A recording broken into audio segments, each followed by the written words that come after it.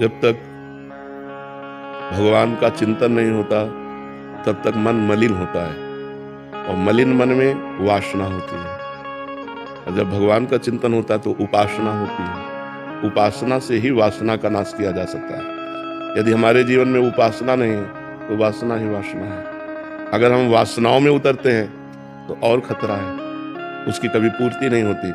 जितने वासनाओं को कंट्रोल में नहीं कर पाए वो सब जेल में भरे हुए हैं या नरक जाते हैं, दुर्गति को प्राप्त होते हैं। वासनाओं का कंट्रोल करना ही मनुष्य जीवन को उन्नति में पहुंचाना है। तो वासनाओं को कंट्रोल किया जा सकता है भजन के द्वारा। बिना नाम जप के हम वासनाओं से निवृत्त नहीं हो सकते। नाम जप खूब करो। नाम जप करने के लिए पवित्र भोजन चाहिए। यदि अपवित्र भोजन पाओगे तो नाम जप नहीं होगा।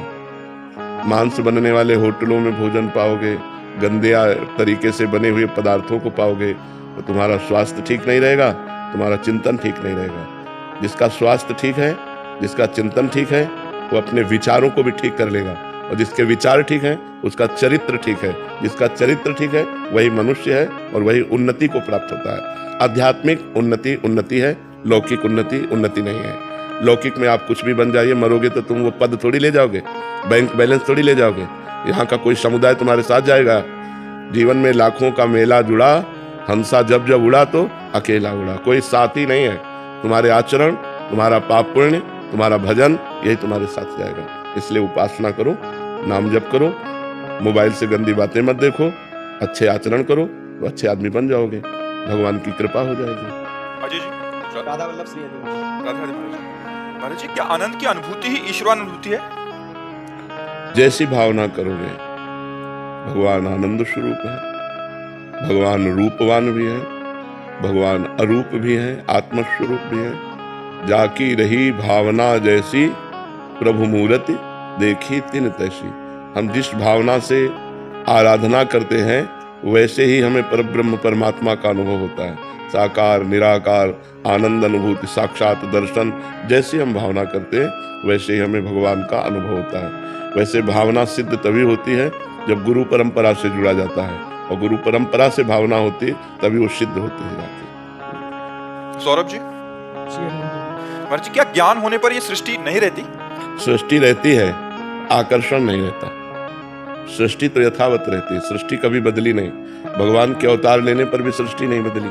ऐसे ही जड़ चैतन्य, पापी पुण्यात्मा, अच्छा बुरा सब ऐसे ही रहा, लेकिन हमारी दृष्टि बदल जाती है। सृष्टि ऐसी रहती है, हमारी दृष्टि बदल जाती है। न स्त्री न पुरुष न जड़ न चैतन्य, सिय राम में सब जग जानी, करो प्रणाम जो जुग पानी। वो जब भगवत साक्षात्कार हो जाता है, ज्ञान हो जाता है, तो सर्वम खलमिदम ब्रह्म ने नानास्ति किंचन। सब जगह उसे ब्रह्म दिखाई देता है, ब्रह्म के सिवा कुछ नहीं। अभी हमें स्त्री दिखाई देती है, पुरुष दिखाई देता है, जड़ दिखाई देता है, चैतन्य दिखाई देता है, उसे दृष्टि बदल जाती है। जो ज्ञानी पुरुष है उसकी ब्रह्म दृष्टि हो जाती है, जो भक्त पुरुष है उसकी भगवत दृष्टि हो जाती है। सृष्टि वैसे ही रहती है, दृष्टि बदल जाती है। महाराज जी, मन और उसकी विविध अवस्थाएं क्या है? मन की एक ही अवस्था संसार में है, 5 इंद्रियों के साथ शब्द स्पर्श रूप रस गंध का भोग करना। और जब भक्ति में या ज्ञान में बढ़ता है तब उसकी अवस्थाएं बदलती है। संसार की तरफ तो मना खष्टान इंद्रियाणि प्रकृति स्थान कर सती, शब्द स्पर्श रूप रस गंध तन मात्रा, इन्हीं में भागता रहता है मन। कहीं भोगना है, कहीं देखना है, कहीं सूंघना है, कहीं छूना है, इन्हीं क्रियाओं में मस्त रहता है। जब उसको भगवत मार्ग दिया जाता है तो उसकी भूमिका बदलती है। भोगों के त्याग की भूमिका, फिर भगवान की तरफ लगना, फिर लग करके भगवान में रुचि होना, फिर रुचि से अनुराग हो जाना, समस्त वासनाओं का नाश होकर भगवान के प्रेम में डूब जाना या आत्मस्वरूप भगवान में स्थित हो जाना। ये स्थितियां बदलती हैं। ज्ञान में स्थितियां बदलती हैं, भक्ति में स्थितियां बदलती हैं, भोग में तो वही स्थिति रहती है। कभी शब्द, कभी स्पर्श, कभी रूप, कभी रस, कभी गंध, इन्हीं में भागता रहता है 5 ज्ञान इंद्रियों के साथ मन। और इसी में ओवर थिंकिंग, नकारात्मक सोच, चिंता, भय, उद्वेग, इसी में जीव परेशान है। जब तक वो भगवान का चिंतन नहीं करेगा तब तक इंद्रियां मन के साथ भोगों में जाएंगी, और भोगों की कामना, रुपया की कामना, मान प्रतिष्ठा की कामना, यही उसके हृदय में अशांति पैदा कर देगी। और अशांति होने से जीव परेशान हो जाता है, उसे कभी शांति नहीं मिलती। रुपया से, भोगों से कभी शांति नहीं मिलती। शांति मिलती है परमात्मा में चित्त जोड़ने से।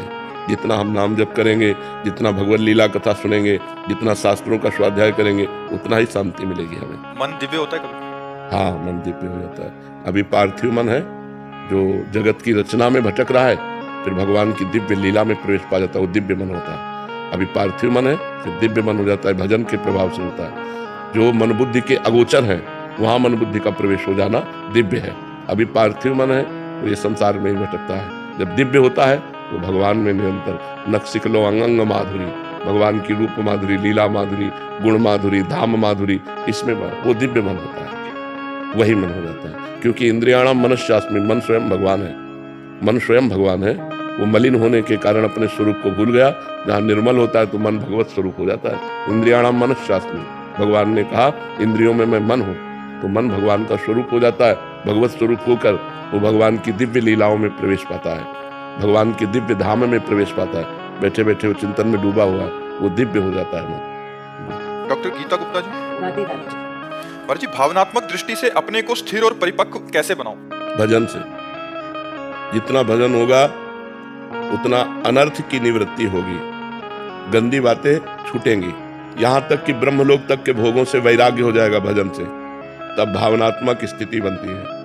लोक परलोक के समस्त भोगों से वैराग्यवान मन ही भावना में प्रवेश पाता है। जब तक लोक परलोक के भोगों से वैराग्य नहीं होता, तब तक उसकी माया जनित भावना होती है, ब्रह्म भावना नहीं, भगवत भावना नहीं। और भगवत भावना ही दृढ़ भावना है, ब्रह्म भावना ही दृढ़ भावना है। जागतिक भावना ये दृढ़ कभी नहीं होती है, चंचल रहता है। जागतिक भावना में चंचलता रहती है, भागवतिक भावना में दृढ़ता रहती है। डार्विन कुमार यादव जी, महाराज जी, गुरु से सच्चा प्रेम कैसे प्राप्त होता है? गुरु मंत्र से प्रेम करने का। गुरु प्रदत्त नाम और मंत्र से प्रेम कर लो तो गुरु से प्रेम हो जाएगा। गुरु कोई पांच भौतिक शरीर नहीं है, गुरु सच्चिदानंदमय है। ब्रह्मानंदम परम सुखदम केवलम ज्ञान मूर्तिम द्वंद्वातीतम गगन सदसम तत्वमस्यादिलक्षम एकम नित्यम विमल अचलम सर्वधि साक्षिभूतम भावातीतम त्रिगुण रहितम सद्गुरुम तम नमामि। ये सद्गुरुदेव है। ऐसे सद्गुरुदेव से प्रेम होना अर्थात भगवान से प्रेम होना है। गुरु साक्षात परब्रह्म तस्मै श्री गुरुवे नमः। गुरु से प्रेम करने के लिए गुरु प्रदत्त आचरण, गुरु प्रदत्त नाम मंत्र का जप किया जाए। जैसे गुरुदेव कहें वैसे हम आचरण करें तो गुरु से प्रेम हो जाएगा। गुरु से प्रेम हो गया, सब कुछ हो गया। घर में अनुकूल स्थिति नहीं हो तो ये सब बातें प्रेमी नहीं देखते हैं। प्रेम भी करना चाहते हो और संसार में अनुकूलता भी चाहते हो, ये प्रेमियों का मार्ग नहीं है। ऐसा दीक्षा ले लेनी और चाहिए। ये तुम्हारी समझ की बात है, हमारी समझ हम तो ले चुके हैं। तुम्हारी समझ की बात है कि लेना चाहिए कि नहीं लेना चाहिए, चलना चाहिए कि नहीं चलना चाहिए, तुम्हारी समझ की बात है। जूही जी, राधे राधे। महाराज जी, महाराज जी, अपने मन की आवाज या शक्ति को कैसे मजबूत करें, बाहर के शोर को कैसे कम करें? भगवान के नाम जप से। जब हम अंदर ही अंदर खूब नाम जप सुनते हैं तो हमारे अंदर दिव्य सामर्थ्य अध्यात्म की जागृत होती है, तो मन को रोक सकते हैं। हम श्रवणेंद्रिय से सुनते हुए भी नहीं सुनते, नेत्रेंद्रिय से देखते हुए भी नहीं देखते। शांत भगवान में चित्त वृत्ति लग गई, सब ठीक हो गया। बिना अध्यात्म बल के मन को रोक पाना बहुत कठिन है। जैसे तूफान को नहीं रोका जा सकता किसी भी हालत में, ऐसे मन को नहीं रोका जा सकता। मन अगर रुक सकता है तो अध्यात्म बल से रुक सकता है, और अध्यात्म बल है भगवान का नाम। जितना नाम जप करोगे उतना अध्यात्म बल वाले बनोगे। अध्यात्म बल वाला ही काम क्रोध लोभ मोह मद मत्सर इन 6 शत्रुओं पर विजय प्राप्त करता है। भारी से भारी दुख और विपत्ति सहन करने की सामर्थ्य आती है। दुखों में भी वो मुस्कुरा करके चलता है। चाहे जितना परिस्थिति बिगड़ी हो, अगर नाम जब चल रहा है तो आप आनंद में परिस्थिति को काट लेंगे, क्योंकि आपके पास नाम बल है। तो नाम जप नहीं तो सब बेकार है। प्रवचन सुनना, प्रवचन करना ये तभी ठीक है जब हमारा भगवत चिंतन चले। बाहर से हम संत वेश में हैं, अंदर से विषय चिंतन चल रहा है, दुर्गति पक्की। बाहर से हम पैंट शर्ट पहने हैं, अंदर से भगवत चिंतन चल रहा है, सदगति पक्की। चिंतन प्रधान है। अगर हम चिंतन ठीक कर रहे हैं हमारा सब ठीक हो जाएगा। तो नाम का चिंतन करो, भगवान के मंत्र का चिंतन करो, भगवान के रूप का चिंतन करो, भगवान की लीलाओं को सुनो, गाओ और चिंतन करो। मधु जी, राधे राधे। महाराज जी, महाराज जी, जीवन में खुशी कैसे मिले? भगवान से।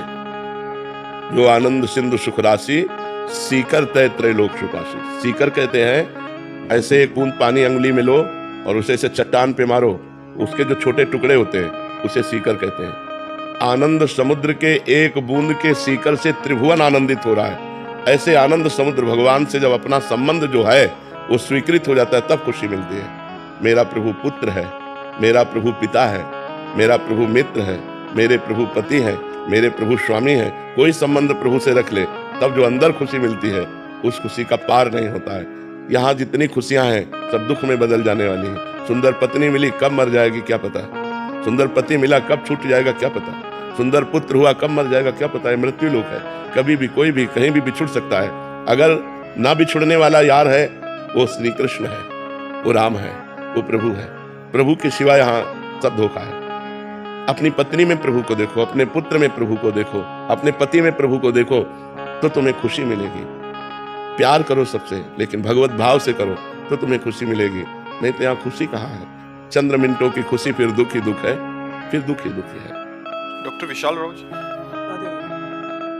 महाराज जी आपके चरणों में प्रणाम। महाराज जी, आप कहते हैं कि सब कुछ श्री जी की कृपा और प्रेम से होता है। मैं एक कैंसर सर्जन हूँ और रोज मृत्यु और पीड़ा को बहुत करीब से देखता हूँ। मैं ये समझ नहीं पाता कि इतने प्रेम में जगत में इस रोग और असहनीय पीड़ा का क्या प्रयोजन है। कितने पाप होते हैं, कितने पाप हो रहे हैं। आप दृष्टि डाल के देखो, पति पत्नी को मारे दे रहा है, पत्नी पति को मारे दे रही, चार से व्यभिचार कर रहा है पति, चार से व्यभिचार कर रही पत्नी, भ्रूण हत्या, गर्भ हत्या, ये सब क्या है।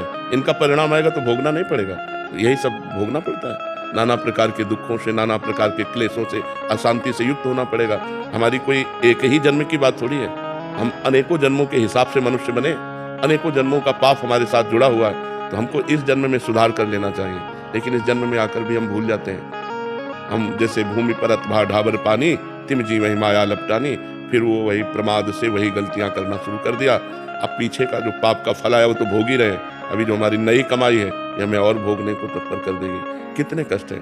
आप उसे एक कैंसर पीड़ित मनुष्य का कष्ट देखकर व्यथित हो गए, लेकिन एक मुर्गा का, एक बकरा का, एक गाय का, एक भैंस का जिसको काट करके खाते हैं, फिर परिणाम तो आएगा ना। तो हम उनके कर्मों को देखें, क्योंकि जब समझने का टाइम था तब तो समझा नहीं, अब समझने का टाइम नहीं है, भोगने का तो भोगो, तो भोगना पड़ेगा। डॉक्टर को चाहिए कि मरीज को भगवान का स्वरूप समझकर जितना प्रयत्न कर सकता है दुख निवृत्ति के लिए, औषधि के द्वारा, अपने विचारों के द्वारा, अपनी वाणी के द्वारा उसको ढांढस बनाए, उसकी दुख निवृत्ति का उपाय करे। जीव अविनाशी है, शरीर विनाशी है, उसने विनाशी कृत्यों में पाप किया है, इसलिए उसे भोगना पड़ेगा। पर हम उसे छोड़े नहीं, वाणी के द्वारा ढांढस बनाए, औषधियों के द्वारा दुख निवृत्ति करें, और जो हमें विज्ञान के द्वारा ज्ञान प्राप्त हुआ है हम प्रयोग करके उसके दुख निवृत्ति का उपाय करते हैं। पर उतना ही कर सकते हो जितना करना है, आगे को तो भोगना ही पड़ेगा उसे। तो इसलिए पाप का अवश्य फल भोग, अवश्य में भोक्तव्यम कृतम कर्म शुभाशुभम, शुभ और अशुभ कर्म का फल भोग। कैसे कैसे लोग पाप करते हैं, आप देखो ना, कैसे कैसे पाप करते हैं। उनका परिणाम जब आएगा, तो भोगना पड़ेगा ना। लाखों दिलों को दुख पहुंचाते हैं, हजारों जीवों को खा जाते हैं, इनका परिणाम जब आएगा तो भोगना नहीं पड़ेगा, भोगना पड़ेगा। कर्म का फल भोगना पड़ता है। इसलिए डरो कि हमारे द्वारा कोई ऐसा कर्म न बन जाए जो हमें भोगना पड़े। नाम जप करो भगवान का, परोपकार करो दूसरों का, कभी दूसरों के साथ हिंसा व्यभिचार ऐसे दोष मत करो, तो तुम्हारा जीवन आनंदमय हो जाएगा। पीछे के पाप भजन बल से नष्ट हो जाएंगे। प्रारब्ध को भोग कर नष्ट कर लो, अगला जो कार्य कर रहे हो, अच्छे कर रहे हो, तो भगवान की प्राप्ति हो जाएगी। अगर मनुष्य भी बनोगे तो स्वस्थ, विचारवान, लोक कल्याण वाले बनोगे। तो आज क्या मनुष्यता रह गई है। नशा किए घूम रहे हैं, किसी की जंजीर चैन खींच रहे हैं, किसी को मार रहे हैं, किसी को लूट रहे हैं, कैसा कैसा अत्याचार। पर बहुत समय हिसाब लेट होता है अपने यहाँ, तुरंत हिसाब नहीं होता। भारत में भी देख लो, कानून व्यवस्था में अगर आज मुकदमा डाला गया तो 10 साल मुकदमा ही केवल चले, 10 साल मुकदमा चलने के बाद उसे सजा और जुर्माना दिया जाता है। तो अब जब एक जन्म में एक की हुई अपराध प्रवृत्ति का 10वें वर्ष में निर्णय होता है जाके, तो फिर अनेक जन्मों से जो हम पाप करते चले आ रहे हैं। हमारे भगवान का तो बहुत बड़ा दरबार है, वहाँ तो असंख्य जीवों का हिसाब किताब है। तो अब पता नहीं 50 जन्म पीछे का कर्म लागू हुआ करके, तो हमें भोगना पड़ेगा, क्योंकि करने वाले हम ही हैं। हमारे शरीर बदलते गए, लेकिन कर्ता तो हम नहीं बदला ना, तो कर्ता को भोगना पड़ता है। इसलिए धैर्य रखो आप, और डॉक्टरी के द्वारा दूसरों की दुख निवृत्ति का उपाय करते रहो। बकाया जो जैसे कर्म करता है उसे वैसा भोगना पड़ता है। अंकुश त्यागी जी, महाराज जी आप कह रहे हैं कि आप भी एक डॉक्टर हैं। महाराज जी, जब मरीज ठीक हो जाते हैं या तो हमें भगवान का दर्जा देते हैं। हमारे मना करने पर भी वो कहते हैं कि इसमें मतलब आपकी कृपा हुई, आप भगवान के रूप में आए। तो महाराज जी, ऐसे में हम मना तो करते हैं कि ये तो हमारा काम था, पर कोई पाप के भागीदार नहीं। आप उसके थोड़ा हटकर सोचिए कि जब आप हर उपाय करते हैं और मरीज असफलता को प्राप्त होता है, जो आपको अपनी सफलता प्राप्त करनी चाहिए वो वहां नहीं दिखाई देती, तब आप कहाँ हैं। तब आप कहाँ हैं? विचार करके देखिए ना कि हर जगह सफल ही तो नहीं हो जाते। मतलब आप अभी सफलता ही प्राप्त करें, लेकिन दसियों जगह ऐसी है जहां हम असफल हो गए हैं। अपना पूरा विज्ञान प्रयोग कर दिया, अपना पूरा प्रयास कर लिया, लेकिन हम असफल हुए। वहां विधान लागू है, उसका भोग, उस जीव का पाप कर और उसको भोगना पड़ा। अब उसमें आपको कोई गलत शब्द बोले, आपको कोई असफल डॉक्टर कहे या आपकी प्रमाद स्थिति कहे तो गलत बात है। ऐसे ही सफलता में आप नहीं हैं, उसका पूर्व का पुण्य है, उसका पूर्व का विधान है। आपके हाथ का जस, आपने प्रयास किया और सफल हो गए। सफलता और असफलता आपके हाथ में नहीं, प्रयास प्रयत्न आपके हाथ में है। सफलता असफलता है कि नहीं? आप विचार करके देखिए कि बहुत ग्रेजुएट डॉक्टर के द्वारा भी केस फेल हो जाता है कि हाथ में नहीं रहा और वो निकल गया, और लाख प्रयास किया निकल गया। इसका मतलब है कि एक डॉक्टर अपना प्रयास कर सकता है, परिणाम नहीं। परिणाम परमात्मा देता है, प्रयास हमारा, और सफलता और असफलता ये भगवान के ऊपर। तो जब आपको सफलता मिले और आपको कोई कहे धन्यवाद, तो वो धन्यवाद आप भगवान को दीजिए कि प्रभु इसमें मैं तो निमित्त मात्र हूँ, धन्यवाद तो आपका है कि आपने इस जीव को सहयोग करके सफल कर दिया, रोग निवृत्त कर दिया। ऐसी भावना करोगे तो आपकी उन्नति होती चली जाएगी, आपको अहंकार नहीं आएगा और आप सफल डॉक्टर हो जाएंगे। प्रकाश कुमार जी बिहार से। राधे राधे। राधे राधे महाराज जी। महाराज जी, एक युवा पुत्र का माता पिता एवं उनके स्वयं के लिए क्या कर्तव्य होना चाहिए? पूरा कर्तव्य, जैसे छोटे बच्चे के प्रति माता पिता का कर्तव्य रहा कि अगर उनकी गोद में हग दिया तो कभी कोई अपराध नहीं माना, अगर कोई चाह की तो हर प्रयास करके पूर्ति करने का प्रयास किया, हमें पढ़ाया लिखाया, जवान किया। अब उनका शरीर डाउन हो रहा है, हमारा कर्तव्य बनता है कि वो बिस्तर पे हक देते हैं तो हमें नाराज नहीं होना। अगर वो कोई बात हट करके मांग रहे हैं तो मुझे प्रयास करके उसकी पूर्ति करनी है। अगर हम उनकी सेवा कर रहे हैं और वो हमारी निंदा कर रहे हैं तो हमें बुरा नहीं मानना, हमें सेवा करना ही है। जैसे कई माता पिता ऐसे होते हैं जिनकी बुद्धि विचलित हो जाती है और वो रिश्ते नातेदार आते हैं, वो निंदा करते हैं बहू की, बेटे की, जबकि वो बहू बेटा प्राणपन से सेवा में लगा है, ईमानदारी से सेवा कर रहा है, फिर भी वो उसकी निंदा करते हैं तो बहू बेटा विचलित हो जाते हैं, फिर वो सेवा में त्रुटि कर देते हैं, फिर वो कड़वे शब्द बोलने लगते हैं, यहाँ तक कि इतना अपने बुद्धि को शासन में नहीं ले पाते को मारपीट भी कर देते हैं, वो त्याग भी कर देते हैं माता पिता का। ऐसा नहीं करना चाहिए। हमारा कर्तव्य है मातृ देवो भव पितृ देवो भव, उन्हें हम भगवान की तरह दुलार करें, क्योंकि जब हम किसी योग्य नहीं थे तब से हमें सारी योग्यताएं माता पिता ने ही मुझे प्रदान करी। तो मुझे माता पिता को, अब जब वो किसी योग्य नहीं रह रहे तो मेरा कर्तव्य है तन के द्वारा, मन के द्वारा, धन के द्वारा, वचन के द्वारा हम माता पिता को सुख पहुंचाएं, हम उनको दुख ना दें, तो भगवान आप पर कृपा करेंगे और आपका जीवन मंगलमय हो जाएगा। जिसके माता पिता दुख पाते हैं तो चाहे वो जितना ग्रेजुएट हो, चाहे जितने उन्नतिशील हो, बुढ़ापे में दुख प्राप्त करेगा। जिसके पिता आह भर के रो रहे हैं तो पुत्र सुखी हो जाएगा नहीं। इसलिए माता पिता का अपमान करना, माता पिता को गाली देना, माता पिता को मारना पीटना, माता पिता को घर से निकाल देने का मतलब अपने लिए विनाश की स्थिति बो देना।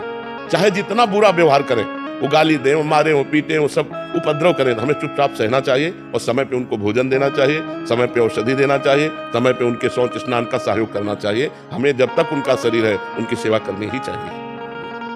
राघव ठक्कर जी। राधे राधे महाराज जी। राधे राधे महाराज जी। महाराज जी, चोरी करना है कि आपने बहुत सारे प्रकार बताए थे कि सड़क पर कोई चीज पड़ी है वो भी एक उसी के अंतर्गत आती है अगर हम उसको उठा के ले जाते हैं। तो महाराज जी, सड़क पर 500 रुपए पड़े थे, मैंने इंतजार किया, वहाँ कोई आया नहीं, मैंने उठाया और उसको गाँवों को चारा डाल दिया। हाँ, ये बढ़िया, ये बढ़िया, नहीं ये बढ़िया किया, ऐसा बढ़िया। किसी धर्म कार्य में लगा दीजिए तो आपने अच्छा किया कि 500 रुपए उठाया और गौओं को चारा डाल दिया, तो जिसका रुपया उसका भी मंगल होगा और आपका भी मंगल होगा। आदित्य जी। श्री हरिवंश गुरुदेव। महाराज जी, कृपया मार्गदर्शन करें कि हम अपने गुरुदेव में ये दृढ़ और अखंड भाव कैसे लाएं कि गुरुदेव भगवान का रूप है या प्रिया प्रीतम है। हम मुख से तो ये कहते हैं परंतु भीतर कहीं ना कहीं मन में मनुष्य भाव रह जाता है। हाँ, वैसे सब भगवान के स्वरूप ही हैं, लेकिन जब तक हमारा मन पवित्र नहीं होगा तब तक गुरुदेव साक्षात परब्रह्म है ऐसा अनुभव नहीं होगा। गुरु ब्रह्मा गुरु विष्णु गुरुदेव महेश्वरा गुरु साक्षात परब्रह्म तस्मै श्री गुरुवे नमः, ये निर्मल मन में आता है।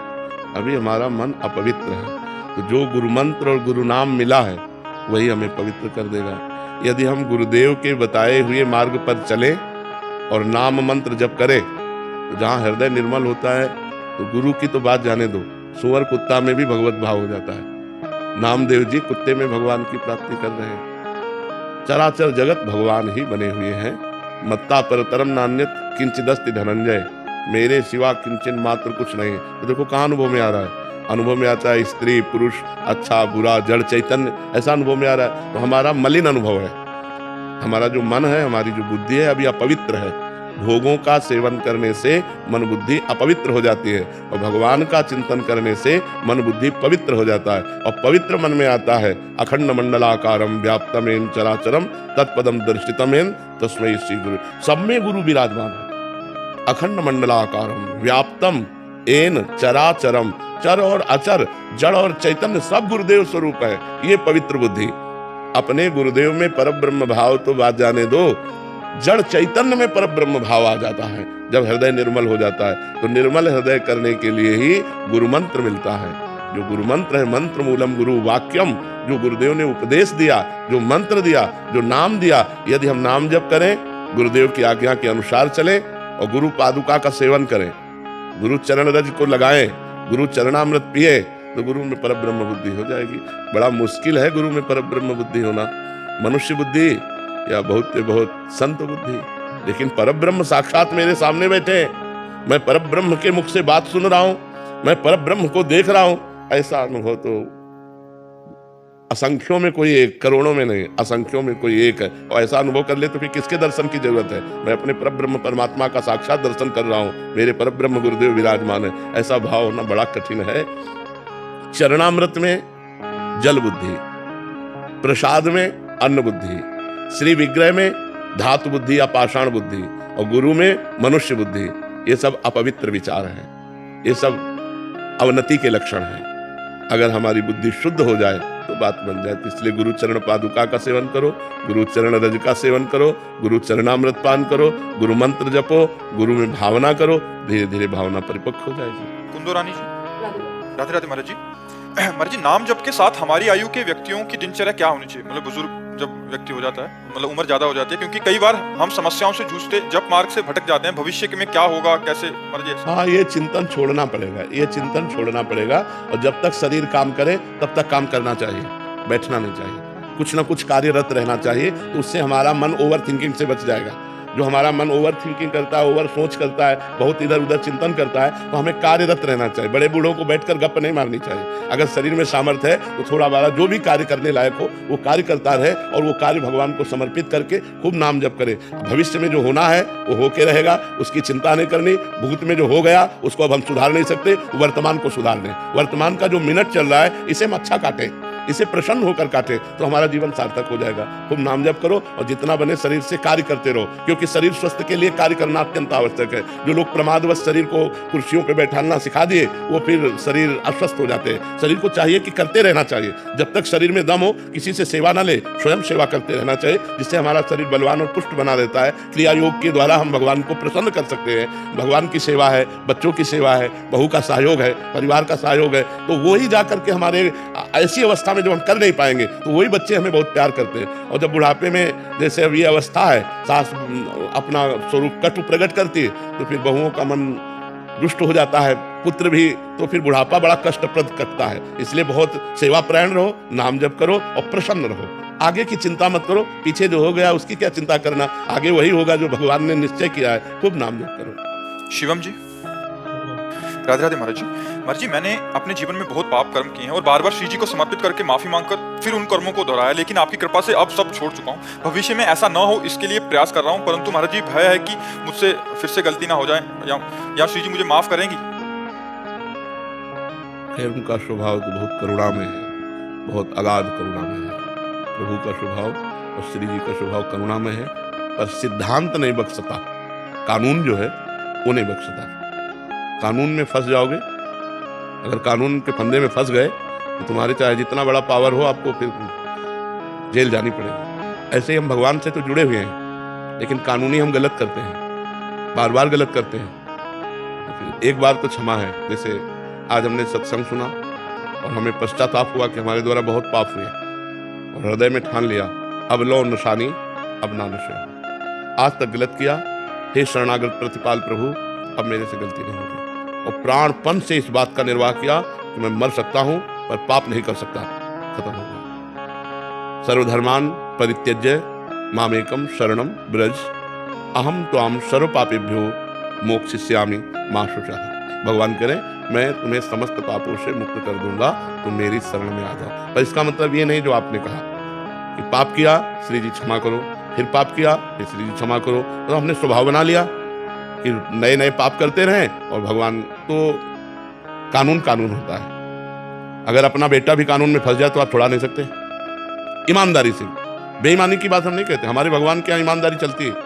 अगर आप कानून में फंसे तो अवश्य में वो भोक्तव्यम, ये भगवान के वचन है, अवश्य में वो भोक्तव्यम कृतम कर्म शुभाशुभम, अपने शुभ और अशुभ कर्म का फल आपको भोगना पड़ेगा। तो ये डरो, इसका मतलब ये नहीं कि आप राधा राधा कह लोगे और श्री जी क्षमा करो तो क्षमा हो जाएगा, ऐसे नहीं होगा। हर अपराध करने वाला हाथ जोड़कर ये कहता कभी नहीं करूंगा, क्षमा होता है क्या? तो ये ध्यान रखना कि एक बार हमको पता चला कि हम पाप कर रहे हैं और भगवान की शरण में आए और बंद कर दिया, तो अपि चेत्सु दुराचारो भजते माम अनन्य भाग साधुरेव समन्तव्यः सम्यक व्यवस्थिता ऐसा। घोर पापी दुराचारी भी रास्ता है भगवान की शरण में होकर, वो निष्पाप होकर भगवान को प्राप्त कर सकता है। लेकिन यदि आपने स्वभाव बना रखा है कि पाप किया हो जय श्री राम जय राधा, काम नहीं करेगा, ये बात तुम्हारी काम नहीं करेगी, तुम्हें कानून दंड देगा ही, भागवतिक कानून तुम्हें दंड देगा ही। इसलिए भाई सुधर जाओ। भय से हम अपनी इंद्रियों को काबू में कर सकते हैं, समझा के नहीं। समझा के तो थोड़ी देर समझाया और जहां मौसम बना उनमें वेग आया काम क्रोधादि का, तो इंद्रियां फिर वैसे व्यवहार करने लगती हैं। और भय से भय बिनु होए न प्रीति, 3 दिन उपवास करके समुद्र को मनाते रहे राम जी, नहीं माना।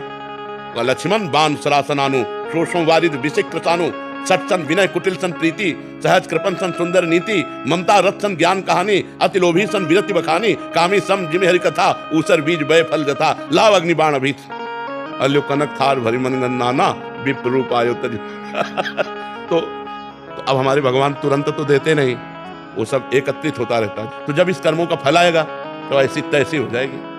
चिल्ला चिल्ला कहते पाप कर्म मत करो, नहीं, ऐसा भयंकर कष्ट होता है। तुम क्या ये गलतियां हैं जुड़ती जाती है, जब उनका दंड आता है तब आप सुधर गए होगे, पर आपको भोगना पड़ेगा, क्योंकि पूर्व में जो पाप किया है वो भोगना पड़ेगा, अवश्य में भोक्तव्यम। इसलिए डरो, जो तुम कर्म करोगे उसका तुमको अवश्य फल मिलेगा, इसलिए अच्छे कर्म करो, पाप कर्म का त्याग करो तो तुम्हारा जीवन आनंद में हो। हम चाहते आनंद और सुख है और करते पाप कर्म है, कैसे हो सकता है? हम लगाए बबूल और चाहे दाग छुआरा कैसे खा सकते हैं? बबूल में तो कांटे ही मिलेंगे। इसलिए गंदे आचरणों का त्याग करो बच्चा, भूल मत करो, नहीं तो बहुत भोगना पड़ेगा, बहुत। आप क्या समझते हो, अगर भगवान से न जुड़े हो तो नरक है बच्चा। तो पाप कर्म भोगना पड़ेगा। भीष्म पितामह जी को 6 महीना बाणों की सैया पर, तो हमारी तुम्हारी भक्ति कितनी है? लोग 2-4 माला करके पाप से बचना चाहते हैं कि पाप कर लिया, पूर्व के नष्ट हो जाएंगे, आगे के नहीं माने जाएंगे अगर कोई गलती भूल हो गई। लेकिन जो जन्म जन्मांतरों से हम पाप कर्म किए उसके परिणाम में हमारा शरीर रचा गया, उसे भोगना पड़ेगा। तो बहुत सावधान, इसी जन्म में सारे पापों को मिटाकर भगवान की प्राप्ति कर लो। ये मानव जन्म मिला है, शराब मांस से सब गंदे आचरण कभी ना करो, भगवान का भजन करो, बड़ा उज्जवल जीवन हो जाएगा। जी महाराज जी, कई योगी हैं जो भूखे प्यासे रहते हैं और अपनी भूख प्यास को नियंत्रित करते हैं, अर्थात उन्हें अन्न में कोश की उपयोगिता नहीं होती, केवल प्राण ऊर्जा द्वारा ही देह संचालित करते हैं। अभी मेडिकल साइंस अन्न में कोश पर ही मुख्यतः काम कर रही है। मेरा प्रश्न है कि महाराज जी, मैं एक MBBS विद्यार्थी के नाते आगे प्राण विज्ञान जो उपनिषदों में बताया गया है उस पर शोध करना चाहता हूँ। महाराज जी, उसके लिए मुझे किस प्रकार की साधना करनी होगी? हमारे लिए बुद्धि की प्रखरता चाहिए, चाहे जिस विषय पे जाना हो, अध्यात्म में, विज्ञान में, किधर भी जाना हो, हमारे पास बुद्धि प्रखर चाहिए, मतलब तेजस्विनी बुद्धि चाहिए। और तेजस्विनी बुद्धि के लिए जो राम राम नहीं कह पाते थे, मरा मरा कहा, उन्होंने एक इतिहास रचा हमारे सनातन धर्म का, वाल्मीकि रामायण। इससे बड़ी तेजस्विनी बुद्धि का उदाहरण क्या हो सकता है कि जो व्यक्ति राम राम नहीं कह पाता था, वो राम चरित्र को संस्कृत में लिखा, संस्कृत भाषा में वाल्मीकि रामायण की रचना की। तो अगर हम निरंतर नाम जप करें और पवित्र आहार करें और ब्रह्मचर्य से रहें, संयम से रहें।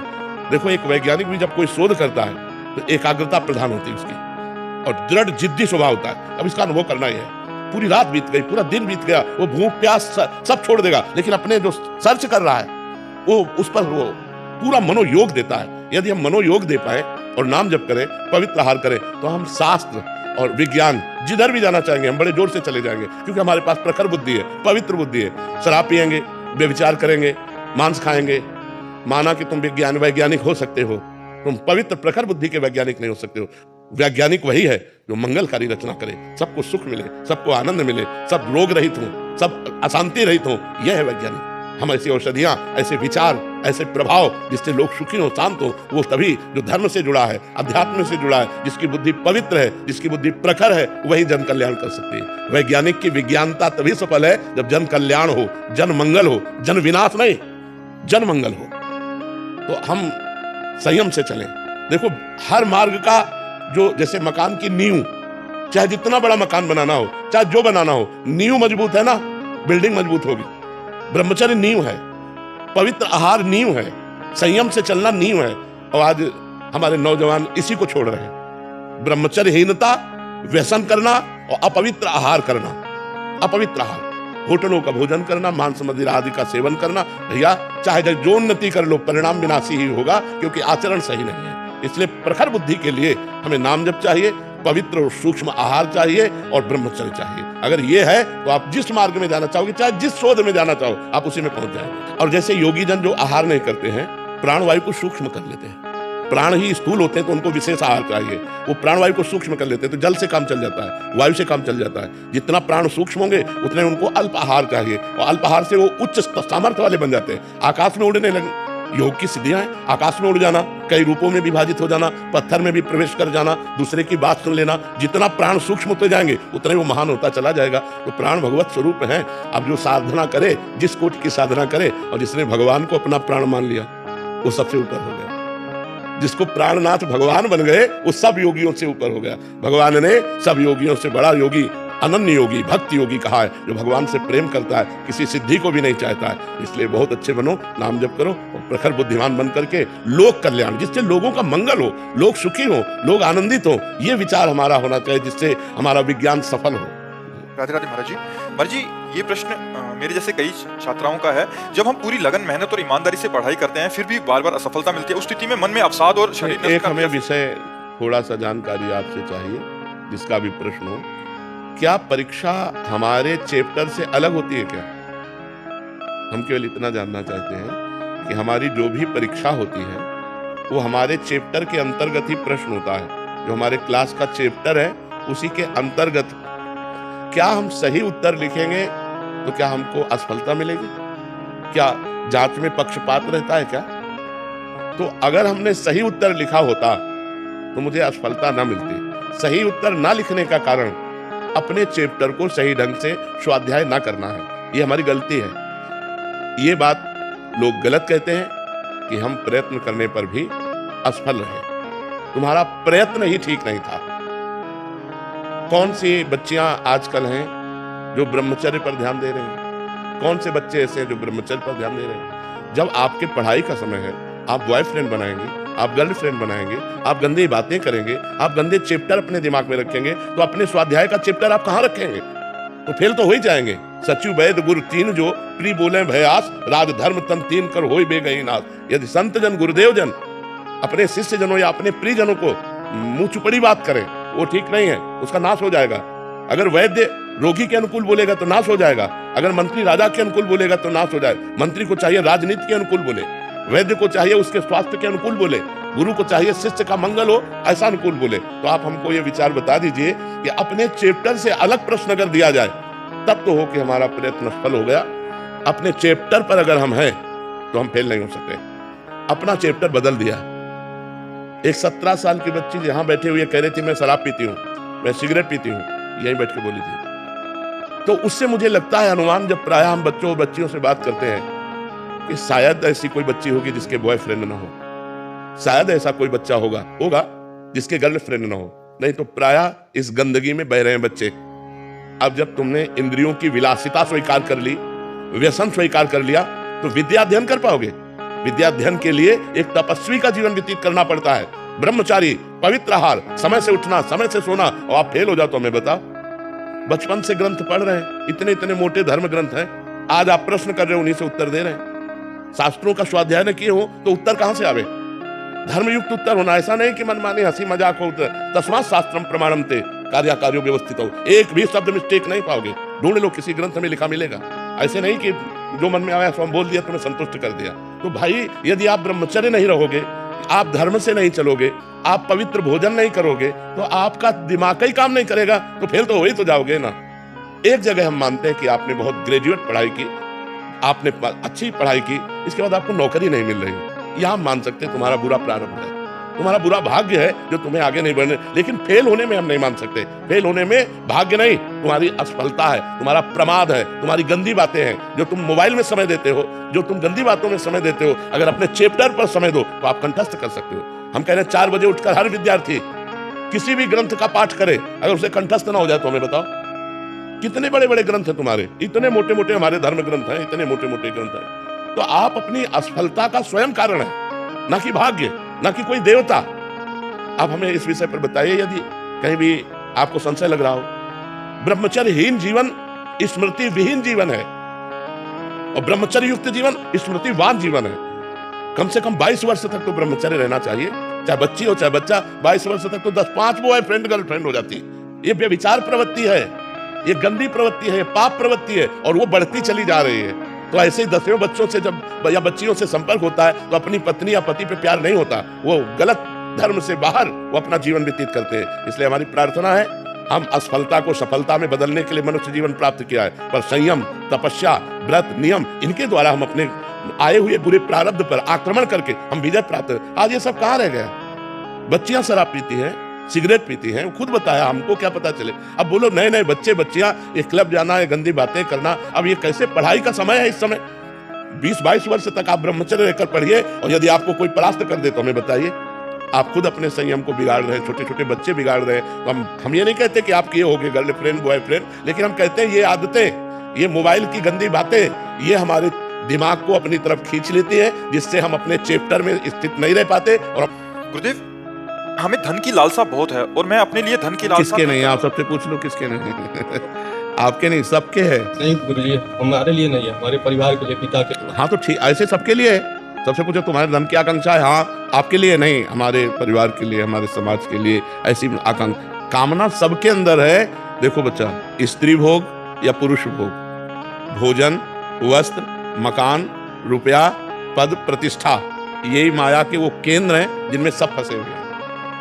समझ रहे ना? इसके अलावा हमें बताओ, भगवान, प्रेम, ज्ञान, ब्रह्मबोध, ये तो कोई बिरला, सबके अंदर होती है धन की कामना। तो हमको इस कामना की पूर्ति धर्म से करनी चाहिए। हमारे यहाँ 4 पुरुषार्थ हैं, धर्म, अर्थ, काम, मोक्ष। देखो बहुत प्रवीणता पूर्वक ब्रह्म ऋषियों ने रखा है। धर्म पहले रखा है, और फिर अर्थ, और फिर कामना, और फिर मोक्ष। मतलब धर्म और मोक्ष के बीच में कामना और अर्थ को रखा गया है कि अगर हम धर्म पूर्वक धन कमाएं, धर्म, अर्थ और कामनाओं की पूर्ति करें धर्म पूर्वक कमाए हुए धन से, तो हमारे को मोक्ष मिलेगा। और अगर अधर्म से हमने धन कमाया, अपनी कामनाओं की पूर्ति की, तो नरक। तो हम धर्म पूर्वक धन कमाएं, हम भगवान से जुड़कर धन कमाएं, हम पाप कर्म करके, घूसखोरी से, चोरी करके, किसी से छीन झपट के हम करोड़पति बनना ना चाहें, शॉर्टकट से धनी बनने की कोशिश ना करें। हम धर्म पूर्वक धन कमाएं, और धर्म पूर्वक कमाए हुए धन से हम कामना करें, अपनी कामनाओं की पूर्ति करें, तो हमें भगवान की कृपा मिलेगी, हमें मोक्ष की प्राप्ति होगी। समझ पा रहे हैं आप? अखिलेश मिश्रा जी, महाराज जी, जीवन में सही गलत की पहचान क्या है? निर्णय कैसे लूं जिससे घर समाज की इच्छाओं का भी विरोध ना हो और मुझे भी सुख मिले? शास्त्र, धर्म, संत जन, इनके द्वारा हम ये जांच करते हैं कि हमारे मन में या हमारे परिवार में जो वासना उत्पन्न हुई है, इच्छा उत्पन्न हुई, कामना उत्पन्न हुई, वो सही है या गलत। केवल मन की बात से हम सही गलत निर्णय नहीं लेते। हम शास्त्रस्मात् शास्त्रम प्रमाणम ते कार्या अकार्यो व्यवस्थितो, कार्य और अकार्य की व्यवस्था शास्त्र के अनुसार, धर्म के अनुसार, या संत की वाणी के अनुसार, या आत्म अनुभव के अनुसार। अब जो अपनी आत्मा बोलती है उसको तो हम सुन नहीं पाते, और जो मन बोलता है वही हम बात सुन पाते हैं और उसी के अनुसार करते हैं। तो हमें शास्त्र और संत दो की बात से धर्म का पता चलता है। तो हमें सत्संग सुनना चाहिए, शास्त्रों का स्वाध्याय करना चाहिए, उसके अनुसार अपने आचरण करने चाहिए, अपने परिवार की इच्छाओं की पूर्ति करनी चाहिए, मनमानी नहीं। मनमानी तो फिर भ्रष्ट हो जाता है, नष्ट हो जाता है। पंडित योगेश शुक्ला जी, राधे राधे महाराज जी। महाराज जी, पिछले 3 वर्षों से आपको सुन रहा हूँ, जीवन में बहुत परिवर्तन आया है। महाराज जी, हमारा प्रश्न एक था कि किसी भी पूजन या अनुष्ठान में संकल्प मंत्र पढ़ना होता है। यदि जैसे कि सत्यनारायण कथा सुना रहे हैं, तो क्या संकल्प मंत्र पढ़ना जरूरी है? अगर संकल्प मंत्र ना पढ़ा जाए तो पूजन का लाभ मिलेगा या नहीं? संकल्प में अमुक गोत्र, अमुक नाम, अमुक ये सब करते हैं, तो उसके आखिरी बात पर ध्यान दें, कृष्णार्पणमस्तु। संकल्प में कृष्णार्पणमस्तु, मैं जो कर रहा हूं हे भगवान आपको समर्पित है। क्योंकि हम करता थोड़ी है, भगवान ने प्रेरित किया, भगवान करवा रहे हैं, भगवान को समर्पित, सुनाओ भगवान की कथा, बढ़िया है। पर वो पांडित्य कर्म का विधान है। जब हम पंडित को बुलाएंगे तो वो अपना कार्य करेगा, तो हमको करना चाहिए, निषेध नहीं करना। वो जब संकल्प बोले तो अंदर से चिंतन करना चाहिए, हे भगवान मैं तो करने योग्य नहीं हूँ, आपकी कृपा से ही हो रहा है और ये संकल्प आपको समर्पित है। और अगर यही पंडित हो तो इनको तो कराना ही पड़ेगा ना, आप भी पंडित हैं। हाँ, तो वही तो क्रिया हम ये करें ना, जो सिद्धांत है उस पर तो चलना पड़ेगा। श्री हरिनारायण की जब पूजा हम करें उसके पहले नवग्रह की पूजा करते हैं। आप इधर सुने कि नवग्रह क्या बिगाड़े जब हम हरि की पूजा कर रहे हैं। लेकिन हरि ने ही तो नवग्रह भगवान के बनाए हुए हैं, ये भगवान के पार्षद हैं, तो हमको इनकी पूजा करनी होती है कि आप कृपा करना हरि की पूजा में कोई विघ्न ना आने पावे। बात समझो। तो जो विधान बनाया है हमारे ऋषि मुनियों ने, हमको करना चाहिए। हमें नवग्रह पूजा भी करनी चाहिए, हमें संकल्प भी दिलाना चाहिए और वो संकल्प भगवान को समर्पित करना। कृष्णार्पणमस्तु, हरि अर्पणमस्तु शायद बोला भी जाता है, बोला जाता है ना। हाँ, तो ये बस उससे मंगल हो जाता है। कन्हैयालाल दुबे जी, प्रयागराज। राधे राधे। राधे राधे महाराज जी। महाराज जी, ब्रह्म वैवर्त पुराण के प्रकृति खंड के 65वें अध्याय के 39वें श्लोक में व्यास जी कहते हैं कि माँ भुक्तम श्रियते कर्म कल्प कोटि शतेरपि अवश्य में भोक्तव्यम कृतम कर्म शुभाशुभम। कर्मों का फल बिना भोगे क्षीण नहीं होता, चाहे करोड़ों कल्प बीत जाए, कर्मों का फल तो अवश्य ही भोगना पड़ता है, चाहे वो शुभ कर्म ही क्यों या अशुभ कर्म ही क्यों। एक मुकदमा चले और वकीलों की वकालत से और जज के निर्णय से उसको फांसी दे दी जाए, पक्का सिद्धांत कानून के अंतर्गत उसे फांसी मिलेगी। लेकिन एक पॉइंट है, राष्ट्रपति उसे माफ कर सकता है, नहीं माफ कर सकता। तो अवश्य में भोक्तव्यम कृतम कर्म शुभाशुभम, चाहे करोड़ों जन्म करोड़ों वर्ष व्यतीत हो जाए, भोगना पड़ेगा। लेकिन राष्ट्रपति अगर माफ कर दे, भगवान माफ कर दे, तो इसी जन्म में सब माफ हो जाएंगे। सर्वधर्मान परित्यज्य मामेकम शरणम ब्रज अहम त्वाम सर्व पापेभ्यो मोक्षयिष्यामि मा शुचा। भगवान कह रहे, राष्ट्रपति कह रहे, साहब व्यवहार को छोड़कर मेरी शरण में आ जाओ, जो व्यवहारिक धर्म है इनको छोड़कर मेरी शरण में आ जाओ, केवल मेरी शरण में हो जाओ, मैं तुम्हारे सारे पाप माफ कर दूंगा। कोई संशय? भगवान के वचन में कोई संशय? भगवान की शरण में हो जाओ, भगवान सारे पापों को नष्ट कर देंगे। अगर सारे पाप नष्ट ना होते तो भगवत प्राप्ति ना होती। भगवत प्राप्ति तभी होती है जब अंतःकरण निर्मल हो जाता है। अंतःकरण निर्मल तभी होता है जब पुरुष निष्पाप हो जाता है। तो निष्पाप तभी होगा जब भगवान की शरण में हो जाए, भगवान का नाम जप करे, भगवान का नाम कीर्तन। नाम से भागवत का आखिरी श्लोक, नाम संकीर्तनम यस्य सर्व पाप प्रणाशनम प्रणामो दुख शमनम तम नमामि हरिम परम। जिन हरि का नाम संकीर्तन सारे पापों को मिटा देता है। ऐसे सिद्धांत में आपको भोगना पड़ेगा, लेकिन भगवान की शरण में आने पर, भगवान का नाम जप करने पर, भगवान का नाम कीर्तन करने पर सारे पाप नष्ट हो जाते हैं। समझ में आई बात आपकी? किशोर भावसार जी, इंदौर से। राधे राधे। राधे राधे महाराज जी। गुरुदेव, कई वर्षों से नित्य श्रीमद् भगवत गीता जी का पाठ करता हूँ। उसमें भगवान ने इंद्रियों पर मन एवं मन से परे बुद्धि को बताया है और भक्ति भाव मन का विषय है। तो भगवान ने बुद्धि को सर्वश्रेष्ठ क्यों कहा है महाराज जी? बुद्धि निर्णायक है। जैसे शरीर एक रथ है, किसका प्रश्न है? शरीर एक रथ है, इस रथ की इंद्रियां घोड़े हैं, मन लगाम है और ड्राइवर सारथी बुद्धि है। पूरे रथ में दारोमदार सारथी के हाथ में है ना। अगर वो जरा सा प्रमाद में हो जाए तो बलवान घोड़े खंडक में डाल देंगे। तो बुद्धि यदि हमारी प्रमादी है तो मन और इंद्रियां, मतलब बुद्धि जहां प्रमाद में हुई सारथी, तो घोड़े की लगाम ढीली हुई, मन ढीला हुआ, तो वो इंद्रिय रूपी घोड़े विषय रूपी खंडक में गिरा देंगे। इसीलिए सर्वोपरि बुद्धि है और बुद्धि को भी जो प्रकाशित करता है वो परमात्मा है। बुद्धि को जहां से प्रकाश मिलता है, बल मिलता है, वो आत्मा है, जो ज्ञानमयी बुद्धि होकर परमात्मा प्राप्ति करती। बुद्धि तो सबके है, लेकिन ज्ञान नहीं है, विवेक नहीं है। तो अज्ञान की धरा में बुद्धि का प्रयोग करते हुए लोग दुर्गति को प्राप्त हो रहे हैं। तो इंद्रिय, विषय से बलवान इंद्रियां, इंद्रियों से बलवान मन, मन से बलवान बुद्धि, और बुद्धि को भी जो शासन में कर सके वो आत्मा। वही आत्मज्ञान जब प्राप्त हो जाता है तो वो ज्ञानी पुरुष परमात्मा सुख का अनुभव करके निष्काम हो जाता है। विनिवृत्त कामा, सारी कामनाएं शांत हो जाती हैं। तो अंतःकरण चतुष्टय में मन बुद्धि चित्त अहंकार में श्रेष्ठ बुद्धि है, क्योंकि बुद्धि निश्चय करती है, बुद्धि निर्णायक है, बुद्धि न्यायाधीश है। वो जैसा निर्णय कर देगी, नीचे के सब वैसे कर बैठेंगे। तो लोग बुद्धि को ही कहते हैं क्योंकि न्यायाधीश बुद्धि है। कोई भी कार्य करने के पहले मन पेश कर रहा है, मन पेश किया, ये रसगुल्ला बहुत अच्छा है, मीठा, खा लिया जाए। अब वो खाना धर्म है कि अधर्म, खाना चाहिए कि नहीं खाना चाहिए, ये सब बातें बुद्धि निर्णय करती। पता नहीं इसमें विष तो नहीं मिला है, ये गंदे आदमी के द्वारा रचा तो नहीं है, इसके खाने से हमारा अहित तो नहीं हो जाएगा, ये सारा निर्णय बुद्धि करती है। अगर बुद्धि बिना विचारे जो करे सो पाछे पछताए, काम बिगाड़े आपनो जग में हो फसाए। बुद्धि ने विचार नहीं किया और निर्णय दे दिया और रसगुल्ला खा लिया, उसमें जहर था कि वो अपवित्र आदमी के द्वारा बनाया हुआ था, तुम्हारी बुद्धि को भ्रष्ट कर देगा, तुम्हारी जान को ले लेगा। तो निर्णायक बुद्धि है, इसलिए बुद्धि श्रेष्ठ है। मुझे ये जो मन के जो भाव होते हैं, ये भाव तो मन में होते हैं, बुद्धि तो प्रैक्टिकल होती है, मतलब कैसे चलता है। नहीं, आप हमारी बात नहीं समझ पा रहे हैं। मन पेशकार है, ऐसे से ऐसा किया जाए तो बड़ा सुख मिलेगा, वो पेशगी करता है। निर्णायक बुद्धि है, ये बहुत सुंदर है। अब इसको पकड़ लिया, चित्त चिंतन करेगा, बहुत सुंदर है, बहुत सुंदर है। मन पेशकार है, अहंकार, मैं इसे मित्रता करना चाहता हूं क्योंकि बहुत सुंदर है। सारा निर्णय बुद्धि को, अगर उसने ना कर दिया तो इन सबका फेल हो जाएगा, अगर उसने हाँ कर दिया तो पास हो जाएगा। ऐसे ही हर विषय का है, भक्ति के भी विषय में है, मन पेशकार करता है। ऐसा नहीं कि मन केवल गंदा ही है, मन अच्छा भी है। अच्छा ना होता तो आपको यहाँ क्यों लाता? वही लाया है आपको, वही आपको तीर्थों में ले जाता है, वही आपको कुछ ना कुछ तो भजन करते हो, तभी तो यहाँ आए हो। तो मन अच्छा भी है और बुरा भी है, उसके दो पार्ट है, एक अच्छा और एक बुरा। जब हमसे बुरा हो जाता है तो वो अच्छा मन कोसता है, क्यों किया यार? वो अच्छा पार्ट जो है वो हमें बढ़ाना है और बुरा पार्ट को मिटाना है। अगर मन एकदम अच्छा हो गया, वो भगवान का स्वरूप हो जाएगा। इंद्रियाणाम मनश्शास्मि, गीता में भगवान ने कहा इंद्रियों में मन। आयुष कुमार जी, हरियाणा से। राधे राधे महाराज जी। महाराज जी, जैसे श्री गुरुवाणी जी में वर्णन आता है कि गोविंद मिलन की एहु तेरी बरियां, मतलब कहने का भाव है कि यही एक अनुकूल समय है प्रभु का मिलन का। तो महाराज जी, पर ये मन तो अभी भोगे ऐसा बार बार प्रेरित करता है, बाद में देख लेंगे भगवत प्राप्ति, तो यहाँ भगवत प्राप्ति की लालसा बहुत बहुत कठिन, यही समस्या है, बस यही समस्या है। आपकी ही नहीं, सबकी चराचर जगत में यही समस्या है कि हमारा मन, चूंकि भगवान दिखाई नहीं दे रहे, भगवान का सुख आगे मिलेगा ऐसा समझ में आता है और भोग अभी मिल रहा है ऐसा सिखा करके हम सबको भ्रष्ट कर देता है मन।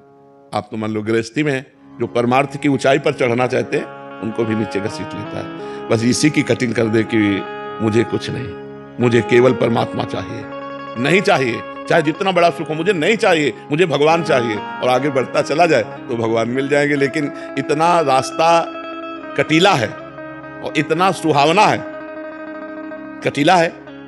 भगवान के मार्ग में जैसे आप कदम रखो तो सहयोग देने वाला कोई नहीं मिलेगा, गिराने वाले ज्यादा मिल जाएंगे। अच्छे मार्ग में कदम रखो तो बहुते कोई बिरला साथी मिलेगा, नहीं साथी नहीं मिलेगा। जो सच्चे मित्र होते हैं वो कम होते हैं, जो छली कपटी पाखंडी तो बहुत होते हैं। तो हमारा मन हमारा दुश्मन है इस समय, क्योंकि वो इंद्रियों के संयोग में सुख देख रहा है, परमात्मा में नहीं। अगर परमात्मा में सुख की भावना दृढ़ है तो हम इंद्रियों में सुख की भावना को रोक सकते हैं, क्योंकि वो नाशवान सुख है। पर ये सब ज्ञान की बातें दिमाग में भरी रहती हैं और मन हमारा हमको गिरा ही देता है। तो ये बड़ा सुहावना मार्ग है, इतनी सुनहरी सुनहरी वाटिकाएं हैं कि लगता है थोड़ी देर आराम कर ले फिर भगवान के हाथ चलना ही है, बस जीव इसी में भूल जाता है। कंचन, कामिनी, कीर्ति, ये बड़ी सुनहरी सुनहरी वाटिकाएं हैं। और चलने में जो हमारे रोड़ा बनते हैं, काम, क्रोध, लोभ, मोह, मद, मत्सर, तो एक कटीला भी मार्ग है और सुहावना भी मार्ग है। जो कटीला में उबे नहीं, सुहावना में फंसे नहीं, वो आगे भगवान को प्राप्त कर लेगा। बड़ा कठिन इसीलिए कहा जाता है कि चलते चलते ये सब सुंदर वाटिकाएं आती हैं, सुंदर शरीरों का भोग, मन खुश हो गया, या बड़ा नाम हो रहा है, बड़ी कीर्ति और मन खुश हो गया और रुक गया, भगवान तक नहीं पहुंच पाया। इन सबको जो पार कर जाए तो फिर रिद्धियां सिद्धियां, उनको जो पार कर जाए वो भगवान को प्राप्त कर लेता है। तो हमें लगता है हमको थोड़ा हिम्मत करनी पड़ेगी। जब हमारा मन भोगों की तरफ ललचाए तो हमको थोड़ा कठोर बनना पड़ेगा। यार ये नहीं, ये तो बहुत जन्म भोगे हैं, अब मुझे भगवान चाहिए। पर ये कोई बिरला ही कर पाएगा, फिर भी कह रहे बिरला ही कर पाएगा, नहीं तो फिर गिर जाएगा। इतना आकर्षण जोर का है माया का कि कोई अच्छा भगवान अगर एक बार दिखाई दे जाए तब तो कुछ हिम्मत बने। और वो दिखाई तो देते लेकिन प्रगट में, यद्यपि वो सर्वत्र हैं पर दिखाई नहीं देते। और एक बार हमसे कह दे चिंता न करो मैं तुम्हारे साथ हूं प्रगट में, तो कुछ मतलब कुछ पकड़ तो है नहीं। नाम जप कर रहे, कथा वार्ता सुन रहे, पर है ऐसा मान लिया है, कहाँ है कैसे है ये अभी समझ में नहीं आ रहा है। और ये तो दिखाई दे रहा है ना, तो बस इसमें मन फंस जाता है। अगर भगवान कृपा करे थोड़ा सा झांकी दिखा दे तो जीव का मन कभी कहीं जा ही नहीं सकता। ये पक्की बात कहते, इतने सुंदर इतने लुभावने भगवान हैं कि एक बार अगर झांकी मिल जाए तो मन कभी जाएगा नहीं, मन पंग हो जाएगा, अचल हो जाएगा, स्थिर हो जाएगा। इसीलिए नाम जप करते कि कभी करुणा निधान कृपा कर दें और एक झांकी मिल जाए तो हमारा निहाल। बड़े बड़े ऋषि मुनि मन ध्यान धरत नहीं पावत, बड़े बड़े मुनिजन ध्यान धरते हैं पर भगवान उनके ध्यान में नहीं आते। वो कृपा कर दें तो बात बन जाए। तो जब हमारा मन भोगों की तरफ लालायित हो तो हमको विचार करना चाहिए कि भोग तो बहुत जन्म भोग लिए, अब इस जन्म में भगवान से मिलना है और हम भोगों का त्याग करें तो हमें भगवान की प्राप्ति हो जाए। अब जोत सिंह जी दिल्ली से। राधे राधे महाराज जी। पूज्य स्वामी जी, भगवत गीता में श्री कृष्ण जी कहते हैं कि जो मनुष्य इंद्रियों के विषय में ही सुख ढूंढता है वह स्थायी शांति और आनंद नहीं प्राप्त कर सकता। आज के समय में जब सब आनंद को भोग विलास, नशा और क्षणिक सुखों में ही खोजते हैं, तब क्या ये संभव है कि हम गीता के उपदेशों के अनुसार आधुनिक जीवन की सफलता के साथ साथ सच्चा आत्मानंद या आध्यात्मिक शांति को प्राप्त या उन्नति को? देखो, बिना विषय सेवन के शरीर चलेगा नहीं। शरीर के लिए विषय सेवन आवश्यक है और बिना विषय सेवन के धर्म की भी पूर्ति नहीं होगी। दोनों बातें देखनी। जैसे आप गृहस्थ हैं तो आपकी पत्नी है, अब पत्नी के संबंध से विषय सेवन करना धर्म है और पराई पत्नी से अधर्म है। तो जो यदि हम अपनी पत्नी से प्यार करते हैं, अपनी पत्नी से ही संग करते हैं, तो विषय सेवन तो हो रहा है लेकिन वो भगवान की तरफ बढ़ने में बाधा नहीं पहुंचाएगा। अगर हम गलत सेवन करते हैं, दूसरी माँ बहनों की तरफ गंदी दृष्टि रखते हैं, वो हमें नरक ले जाएगा, वो भगवान की तरफ नहीं ले जाएगा। अब हम भोजन पाते हैं, पाना पड़ेगा शरीर पोषण के लिए। अब हम अच्छा से अच्छा भोजन, जितना हमने धर्म पूर्वक धन कमाया है, हम पाएंगे लेकिन मांस नहीं पाएंगे, अंडा नहीं पाएंगे, मछली नहीं पाएंगे, शराब नहीं पिएंगे। ये करेंगे तो नरक जाएंगे। और अगर अच्छा भोजन बनाकर और बड़े बुजुर्ग भूखे किसी को या भगवान को अर्पित करके हम पाते हैं, वो हमारा धर्म है, वो हमें भगवत प्राप्ति के मार्ग में ले जाएगा। खाली समय में बैठकर हम भगवान का नाम जप करें, जो हमारी गुरुवाणी, जो हमारे शास्त्र कहते हैं, वैसे हम जीवन व्यतीत करें। हम व्यर्थ समय नष्ट ना करें। जब हम व्यवहार में करें तो ईमानदारी और सच्चाई का जीवन व्यतीत करें। इसी से भगवत प्राप्ति हो जाएगी। भगवत प्राप्ति कोई कठिन नहीं है। अपने गृहस्थी के भोग भोगते हुए धर्म पूर्वक और नाम जप करते हुए भगवान को सहज में प्राप्त कर लेंगे। लेकिन अब आज धर्म की रेखा के अंतर्गत चलना बड़ा कठिन हो रहा है, नहीं हो रहा है। अगर हम गृहस्थी में चलें और अपने धर्म के अनुसार चलें तो हमें भगवत प्राप्ति हो जाएगी। लेकिन हम धर्म के अनुसार नहीं चलते, जिससे हमारे हृदय में अशांति, भय, चिंता, शोक ये अपना निवास बना लेते हैं और हम दुखी हो जाते हैं। तो हमें धर्म से चलना चाहिए। विषय सेवन किए बिना कोई नहीं रह सकता, जी नहीं सकता। हमारे पानी भी विषय है, भोजन भी विषय है, वस्त्र भी विषय है। अपने अनुकूल, धर्म के अनुकूल, ये दो डिपार्टमेंट है। अपने अनुकूल तो फिर गड़बड़ हो जाएगा। हमारा मन कह रहा है ये भोगना है, हमारे अनुकूल ये पड़ रहा है, अब हमको वहां देखना धर्म के अनुकूल है कि नहीं। धर्म के अनुकूल विषय सेवन करना और धर्म के प्रतिकूल का त्याग कर देना और भगवान नाम जप करना और सबका मंगल। कोई बिरला दिमाग होगा जो मन में जो आए वही वाणी में है और वही आचरण में है। कोई बिरला होगा, मन में कुछ और चल रहा है, वाणी से कुछ और बोल रहे और आचरण कुछ और बता रहे। छल कपट की वृद्धि होती चली जा रही है। मतलब कोई बिरला ऐसा होगा जो सत्य और शुद्ध मार्ग में चल रहा हो। तो आज हमारा गृहस्थ धर्म में उद्देश्य केवल बन गया है धन, भोग, मौज मस्ती। धर्म बिरला ही कोई धर्म को धारण करने की बात होता है कि हमारा धर्म क्या है। गलत रास्ते में मत जाओ। ये नई अवस्था नशा के लिए नहीं है, बेविचार के लिए नहीं है। तुम पढ़ो लिखो, उन्नति करो, राष्ट्र में ऐसे पदों पर जाओ जिससे हमारे समाज को सुख पहुंचा सको। इसलिए कहते हैं तो ऐसे चले तो आनंद की अनुभूति हो जाए। संजय जी सूरत से। राधे राधे महाराज जी। महाराज जी, आजकल वृद्धा आश्रमों में माता पिता और असहाय बुजुर्गों की संख्या दिन प्रतिदिन बढ़ती जा रही है। जिन लोगों ने अपने बच्चों का पाल पोस कर इतना बड़ा किया, अब उनको अकेलापन और तिरस्कार का सामना करना पड़ता है। महाराज जी, परिवारों में ये अकेलापन महाराज जी क्यों बढ़ता जा रहा है? सब स्वार्थ बुद्धि होती जा रही।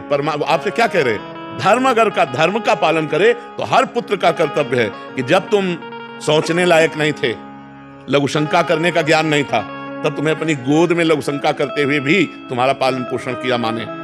आज वही माँ बूढ़ी हो गई, बिस्तर पर शौच कर रही, अब तुम्हारा कर्तव्य है कि उसके शौच का प्रक्षालन करो, उसको खाओ पियाओ। देखो, हम कह रहे हैं अनाथालय में आप 20,000 रुपया महीना उनको भेजते रहो, तो भी जो तुम्हारा प्यार है वो उनको चाहिए। उस समय 20,000 रुपया नहीं चाहिए।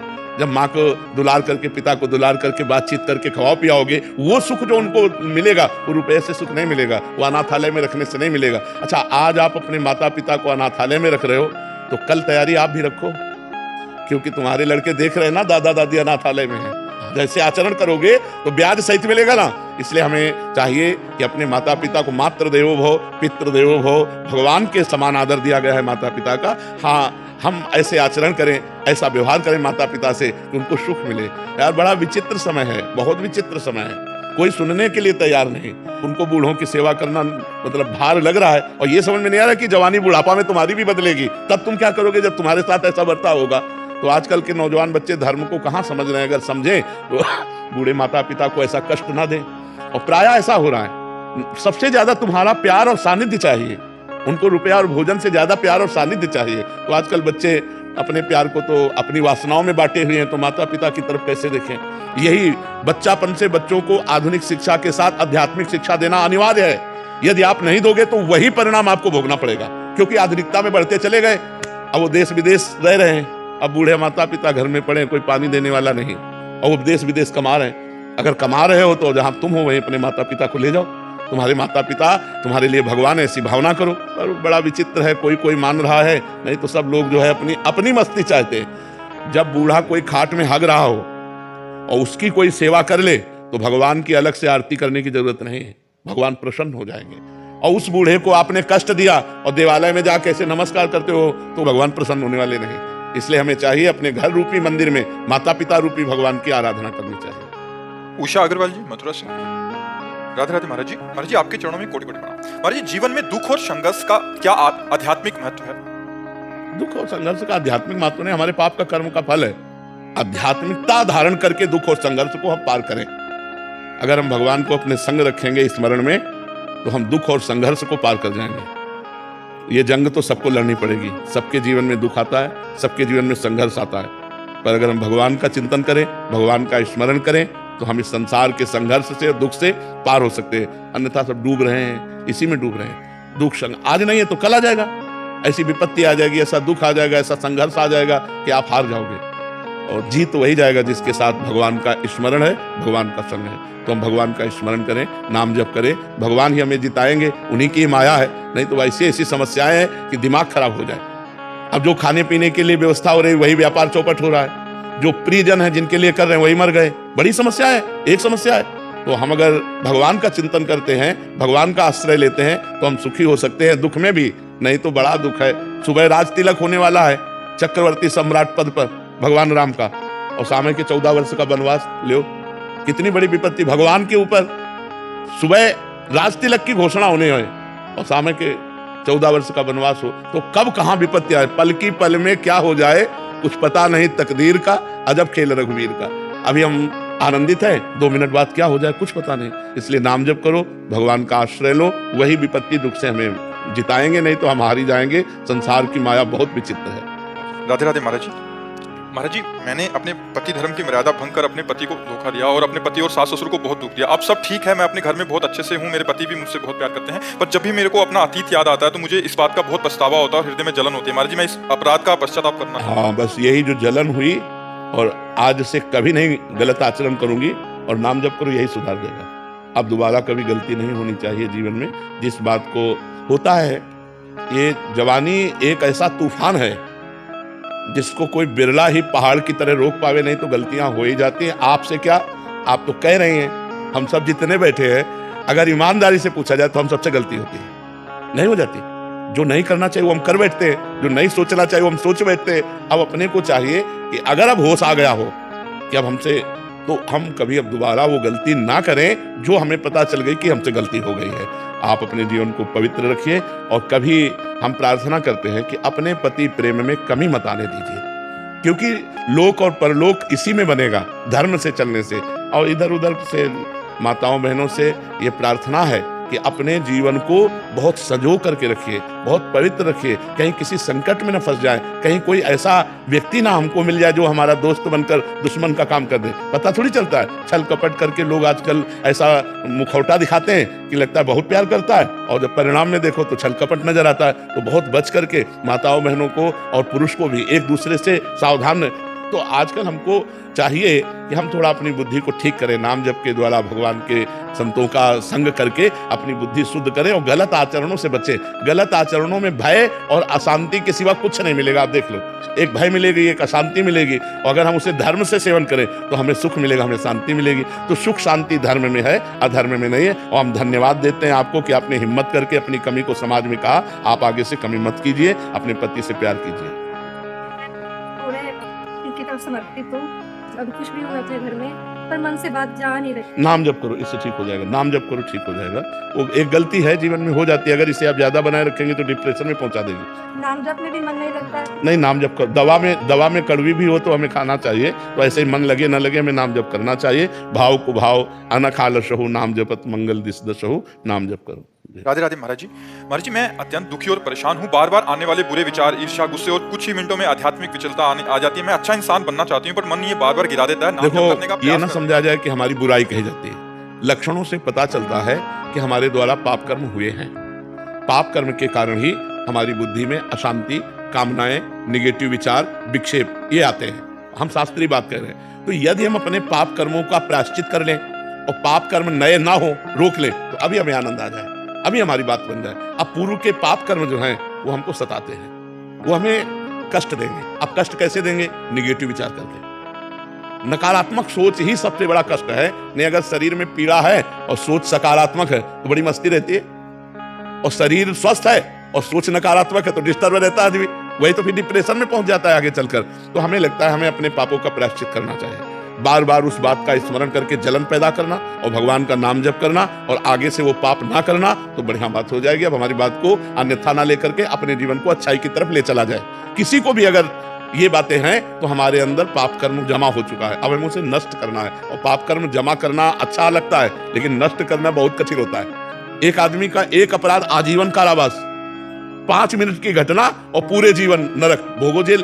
तो सोचो, हम लोग कई ऐसे पाप हैं जिनको हम व्यक्त नहीं करते। भ्रूण हत्या, गर्भ हत्या या कई ऐसे अपराध हैं जो हम गुप्त रख जाते हैं और वही गुप्त अपराध हमारे हृदय को जलाते हैं। तो हमें चाहिए कि गलती सबसे होती है, हम अपना प्रायश्चित करें, भगवान नाम जप करें, आगे से कभी ऐसा गलत नहीं करेंगे, ऐसा नियम ले तो हमारा जीवन आनंदमय हो जाए। नेहा जी, यूएसएस। राधे राधे।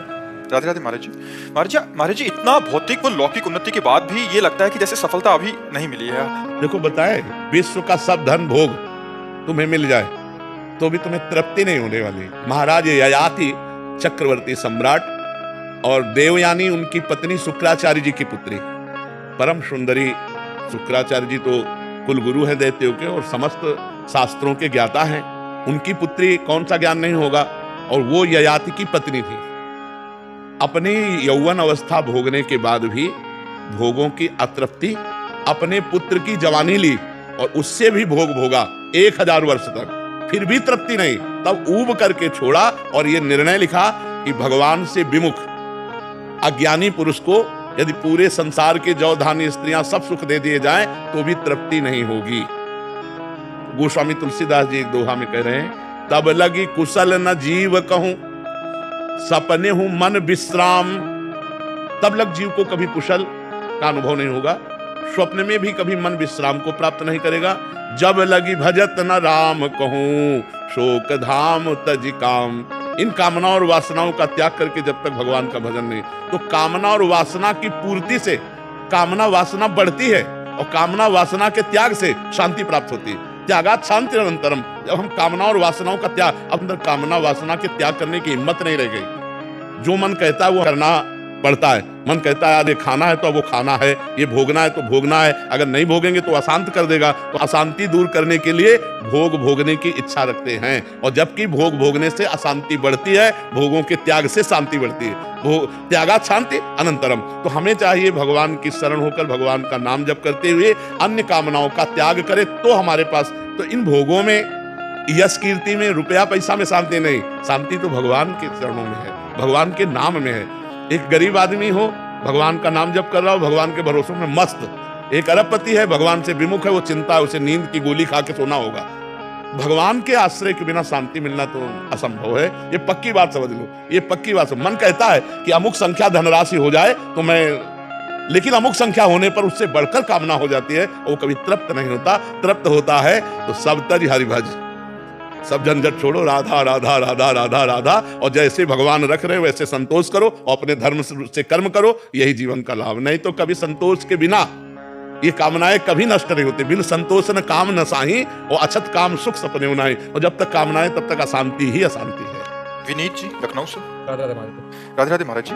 महाराज जी कल के एकांतिक वार्तालाप में आपने एक साधक से कहा था कि क्रोध से बचने के लिए वो स्थान ही छोड़ दो जब तुम्हें लगे कि अब क्रोध आ सकता है। साथ ही आपने नाम जप का सहारा लेने के लिए भी बोला था। लेकिन अगर किसी व्यक्ति के शुरुआती जीवन में कठोर अनुभवों के कारण क्रोध ही उसका सबसे बड़ा शत्रु बन गया हो और अब वो किसी ऐसे उच्चतम पद पर है जहां उसे निचले पदों के लोगों के साथ रोज व्यवहार करना हो जो प्राय बदतमीजी और उद्दंडता के साथ व्यवहार करते हैं, ऐसे में वो स्थान भी छोड़ा नहीं जा सकता? नहीं, महाराज जी, ऐसे में कुछ ऐसे लोग होते हैं जो क्रोध की भाषा ही समझते हैं और कुछ जो होते हैं वो विनम्रता की भाषा समझते हैं। ये हम मानते हैं आपकी बात, इसको हम काटते नहीं है। कुछ लोग ऐसे होते हैं, तो कुछ लोगों का स्वभाव होता है ऐसा कि वो क्रोधावेश को देखकर ही मानते हैं। पर हमें क्रोधावेश ना करके क्रोधावेश का नाटक करें तो कैसा लगेगा?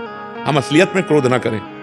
अगर हम क्रोध करेंगे तो हम रिलैक्स नहीं हो पाएंगे, हमारा हृदय जलेगा और उससे द्वेष करेगा। अगर हम क्रोध का नाटक करेंगे तो हम रिलैक्स रहेंगे। तो हमें लगता है क्रोध ना करके यदि हम क्रोध का नाटक करें, पर नाटक करने में ऐसा लो कि जल्दी में क्रोध में आ जाए, मतलब उसके लिए हमको बिल्कुल तैयार रहना पड़ेगा कि हम केवल नाटक कर रहे हैं, क्योंकि अपने जो नीचे लोग हैं उनको सेवा करानी है। उन सेवा कराने के लिए हमें थोड़ा सा, तो अगर कहीं जरूरत पड़े तो क्रोध का नाटक कर ले, क्रोध ना करे, क्योंकि क्रोध से अपनी भी हानि होती है और दूसरे की भी हानि होती है। क्रोध का नाटक तो हमको भी करना पड़ता है, तो करते हैं। जहाँ जरूरत हुई तो हम क्रोध का नाटक करते हैं। असलियत में भगवान का आश्रय लेकर भजन करते, असलियत में क्रोधी नहीं होना चाहिए, क्योंकि क्रोध जो है वो बुद्धि का अपहरण कर लेता है। ठीक निर्णय नहीं कर पाती बुद्धि, क्या बोलना चाहिए क्या करना चाहिए। वो उस समय गलत बोल सकता है, उस समय गलत वो क्रिया भी कर सकता है, मतलब पूज्य जनों का अपमान कर सकता है, या जो नहीं करना चाहिए ऐसी हिंसादी दोष कर सकता है। तो हमें लगता है क्रोध से बचे, क्रोध का नाटक करना पड़े तो कर लेना चाहिए, क्योंकि कई जगह जरूरत होती है। आज हमारा जो परिवार बिगड़ रहा है उसका कारण है हम शासन नहीं कर पा रहे हैं। पक्की बात समझ लीजिए। नहीं, अगर छोटेपन से शासन हो बच्चों का सबका तो बहुत मर्यादित बच्चे हो जाएं, लेकिन छोटेपन से तो मोबाइल पकड़ा दिया जाता है और छूट दे दी जाती है। माता पिता अपनी मस्ती में रहते हैं, बच्चे बिगड़ जाते हैं। जब वो सयाने होते हैं फिर वो समझते नहीं।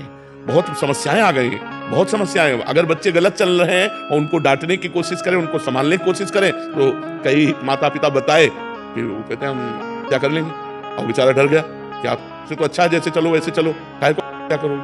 तो ये बड़ी समस्याएं समाज में उपस्थित हो रही। तो क्रोध का नाटक आवश्यक हो तो थोड़ा कर ले, नहीं तो शांत रहे और अपना कार्य जैसे चले वैसे चलावे। क्रोध तो नहीं करना चाहिए, अंदर का क्रोध हानिकारक ही है।